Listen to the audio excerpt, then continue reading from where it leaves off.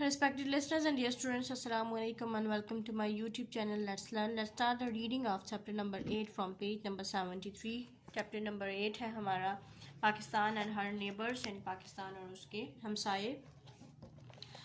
Iran, Afghanistan और China के बारे में हम रीड कर चुके थे। आज हम रीड करेंगे इंडिया के बारे में। India is the much larger than Pakistan. India Pakistan से बहुत बड़ा मुल्क है।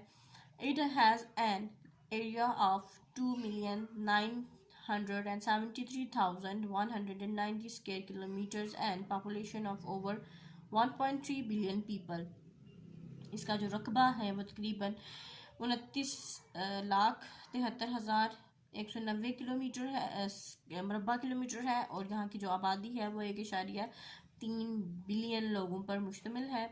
Most of the people in India are Hindus, but there are also large number of Muslims, Buddhists, Sikh and Christians.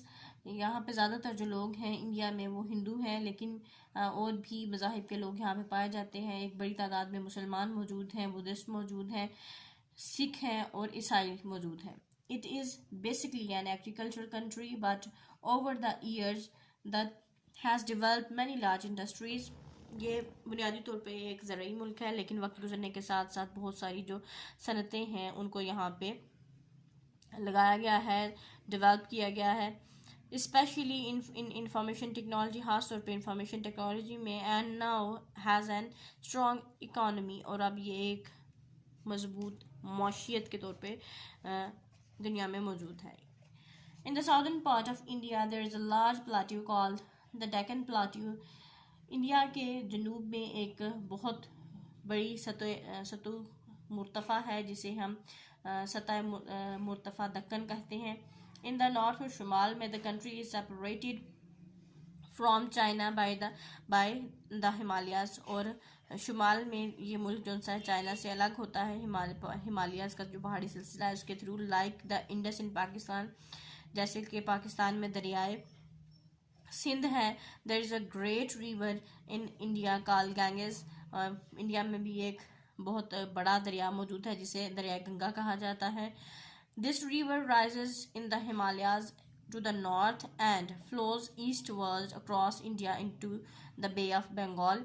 यह जो दरिया है ये हिमालय से निकलता है और जो कि शुमाल में है, हिमालय पहाड़ी सिलसिला यहाँ से निकलता है और मशरिक की तरफ ये बहता हुआ बे ऑफ बंगाल यानी खलीज बंगाल की तरफ जाता है।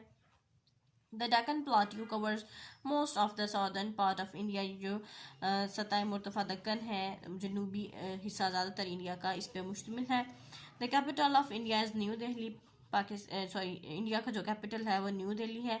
The official languages are Hindi and English. जो सरकारी ज़ुबानें हैं वो हिंदी और अंग्रेज़ी हैं, but many other languages are also spoken India, और लेकिन बहुत सारी और भी ज़ुबानें हैं जो इंडिया में बोली जाती हैं।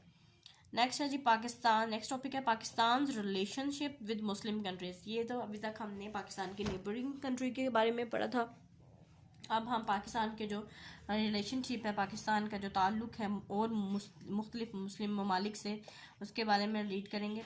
Apart from its neighbouring countries, Pakistan enjoys good relations with other Muslim countries to.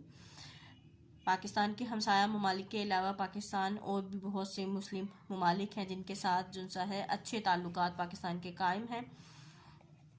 There is also a small nation in Europe, Albania, which has a Muslim population.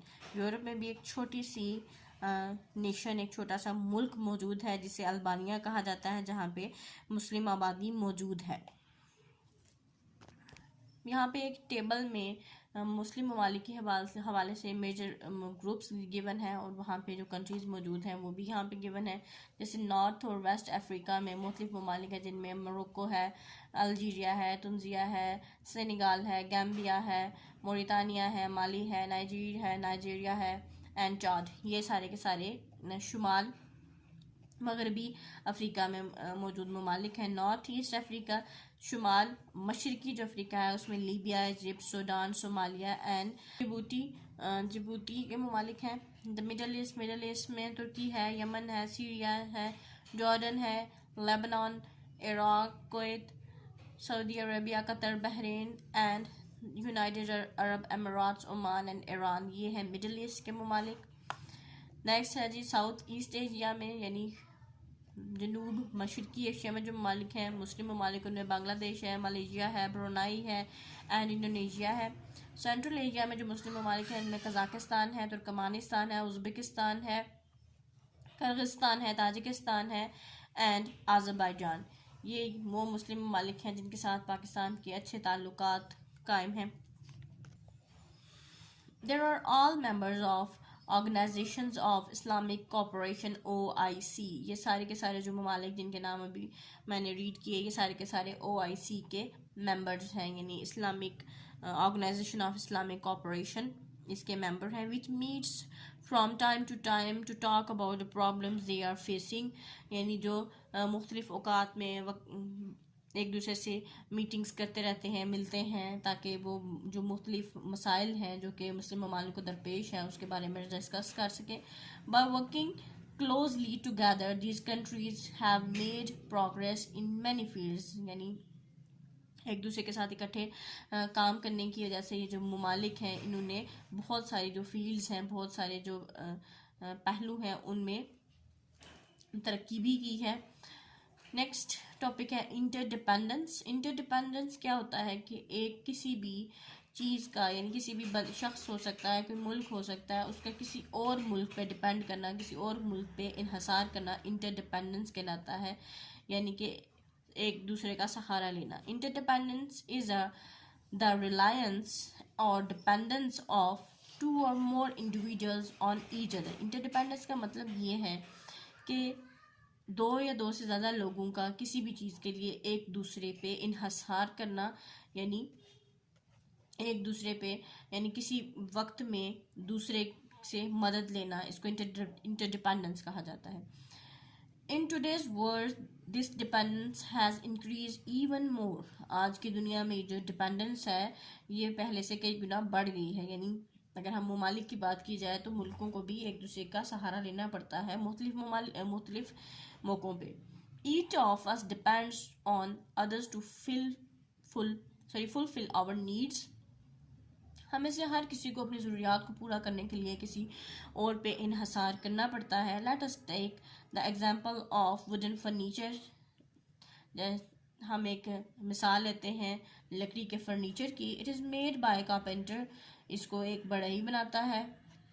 We depend on carpenter to fulfil our need for furniture. हम जो बढ़ई है, जो carpenter है, इस पे depend करते हैं अपनी इस ज़रूरत को, इस फर्नीचर की ज़रूरत को पूरा करने के लिए।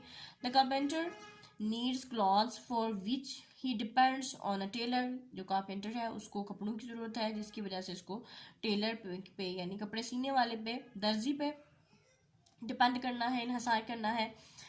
The tailor needs a sewing machine which is made in a factory। जो टेलर है, जो दर्जी है, उसको एक सिलाई मशीन चाहिए होगी जो कि फैक्ट्री में बढ़ती है। Everybody depends on farmers to grow our food। हर किसी को ज़रूरत है अपने खाने के लिए किसान की। Farmers need tailor and carpenters and machinery. और फार्मर्स को क्या चाहिए? फार्मर्स को दर्जी की भी ज़रूरत है, बढ़ई की भी ज़रूरत है और मशीनरी की भी ज़रूरत है। Our interdependence is clear to see. इससे हम ये देख सकते हैं कि हम एक दूसरे पे किस तरह से डिपेंडेंट हैं, एक दूसरे पे एक अपनी ज़रूरियात पूरी करने के लिए एक दूसरे पे इन्हसार कर रहे हैं।